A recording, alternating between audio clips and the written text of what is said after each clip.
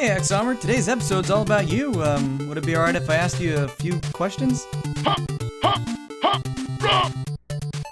I'm sorry, I didn't quite get that. Could you repeat that last part? Axe Knight, you're gonna have to... Hey, stop! Axe Knight! Axe... Crit! What?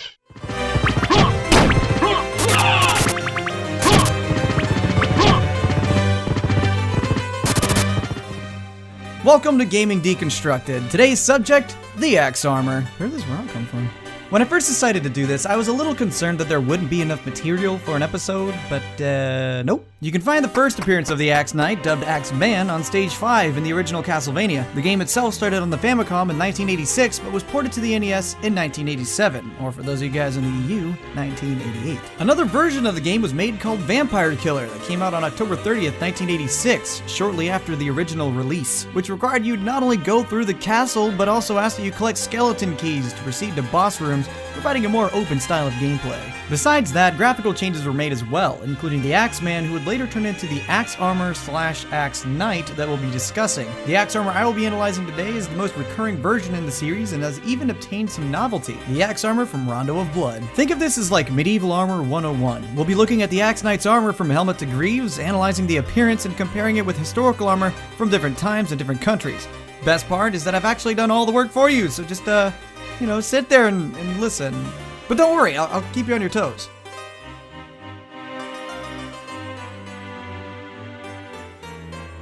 What the hell is that? Historically, helmets were used to protect the head from fucking rocks! Shit! Cut it out! You're supposed to throw axes anyways. Can't even say the word. Helmets... Helmets protect the old melon from harm, and this particular one came about 1510, 1525, and by the looks of it, because it's got that sparrow's beak in the front, tells me that it's a French design. Germany took a more rounded approach to this style of helmet, and the English beak wasn't as pronounced. Due to the low-profile design of the neck, it seems to reflect something called a gorget. The gorget also fits in well with the time period, placing it in the early 16th century, about the same time that the close helmet came out. Most certainly, this enemy uses a standard cuirass, in which this style of body armor was biggest during the 14th and 17th centuries, and it would later give rise to somewhat regular body armor, by today's standards, around World War I.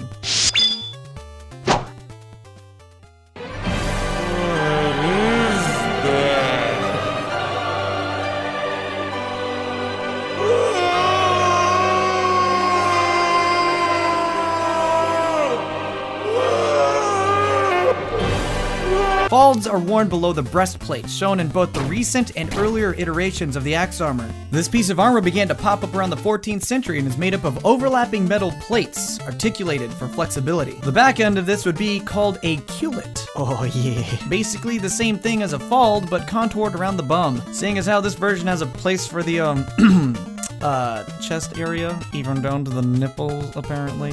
I'd wager that this one's form-fitted as well. You can sort of see it on the sprite, too. Hey, Axeman, get over here. Come on. Dude, I'm doing a thing. Look, the camera's rolling. See how your shenanigans could mess this up? Look. I'll forgive you if you let me do the rest of the show in peace. That's it. Okay? Well, with that out of the way... Regarding the shoulder, definitely Pauldrons. Historically, you find that the sword arm, or axe arm in this case, is the arm with the smaller pauldron. This allows the knight to parry with the weapon more easily with the increased mobility. The other side will sometimes have a larger one, since that side will be exposed more often. So does this check out? It's difficult to tell what the dominant hand is on a sprite that mirrors based on what direction it's facing. Which side is the correct way to face? Well, here we had to go to the art. I've been using this image here for most of my references, as it is the most detailed of this particular incarnation of the Axe Knight. She's right-handed, presumably. I had to double up on my references here to make 100% sure that I was making a good call. So let's take a look at some other official artwork. AXEARMOR in the first Castlevania seems to be left. This axe fighter from Vampire Killer is also left. In Super Castlevania 4, 4, it's on the right. If we check the 3D versions of the Axe Knight, it uses the right hand to swing, and there's 2 different ones in that game. The total ends up being 2 left, 3, including the Nintendo Power Dracula's Curse Guide, and the total right is 4. So the verdict on the shoulder? Well, I think they did a pretty good job with it. Let's move on. Braces protect the upper arm, that is, above the elbow. It was used in the late Middle Ages and Renaissance, placing it right where we want it. It stops at the elbow where we run into the coulter, and then the Vambrace from forearm to wrist. Mr. Elucidator, I believe this is a spalder. I can tell because I worked the turkey leg vendor at medieval times, and I've been around the block, you could say. Well, my neck-bearded dragon slayer, at first I was torn between braces and spalders too, simply because the lack of viewing on the sprite, but the image here shows a pretty clear opening in the armpit region, allowing for a very obvious disconnect between the cuirass and the armwear. Because of that, it's definitely a brace. Cuisses are the plural form of the word thigh in French, which would just be cuisse. Cuisses generally meet up with the faulds to provide as solid defense as possible to the legs. There's a little bit of inconsistency popping up here, and I'll have to refer to the sprite on this one as it's the most consistent throughout the games. In English cuisses, they completely surround the leg. In Continental or the rest of Europe, they only cover the front. The sprite here shows English cuisses with a French helmet. And if we look at the Portrait of Ruin artwork, it's an English helmet with Continental cuisses. Hell if I know why they did that. Let's talk about the legs, right? Particularly Sabatons, armor for the foot. This term was coined in the 14th century and it came from Provençal Sabato, a dialect of French used by people in southern France. Sabatons could be, in theory, 2.5 feet long, depending on your social standing. The Axe Knight has flat front Sabatons, meaning they were made between 1540 and 1590. Here we run into another conflict. This time it's with the helmet, but it could be overlooked as if it's not broken, it could still be used. However, you gotta remember that armor was held in very high regard, particularly one belonging to a banner. Because of that, it's going to be another tick against the designer here. The armor, for the most part, seems to lend itself to the early 16th century, and the issues we ran into were the cuisses and helmet design seem to be switched on both art and sprite. The Sabatons looked a little too recent, with the flat-toed design coming later in the 16th century. We really didn't talk about this yet, but why the hell is there a French warrior, no, an army of French warriors, in the middle of Romania during the 16th century? So, I gave it the benefit of the doubt and did some digging and tried to put this whole thing together. In Portrait of Ruin, it's called the Old Axe Armor, meaning it's been around for a while. Portrait of Ruin takes place in 1944. Roughly 430 years have passed since the start of the 16th century. Okay, a fifth, great. Lament of Innocence Leon Belmont is from Europe, obviously, but what you may not have known is that the Belmont name is actually French, deriving from beau, meaning lovely, and mont, meaning hill. Lovely mountain. He was under orders from the church, which more than likely meant that there was a small military force back then.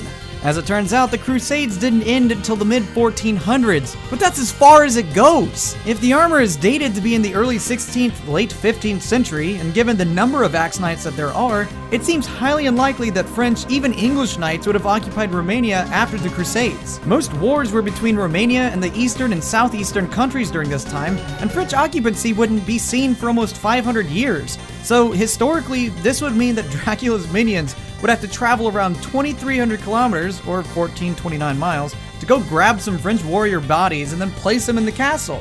Or maybe, just maybe, Dracula has the largest, most incredible and elaborate job fairs on the planet, and they're all undead people. They come from all over the world. He puts them together like Monster.com, UndeadMonster.com. He puts them together like UndeadMonster.com, and he's got a program already made for it. They get on the internet. It's called the Dead Net, and they just, yeah, maybe that's it.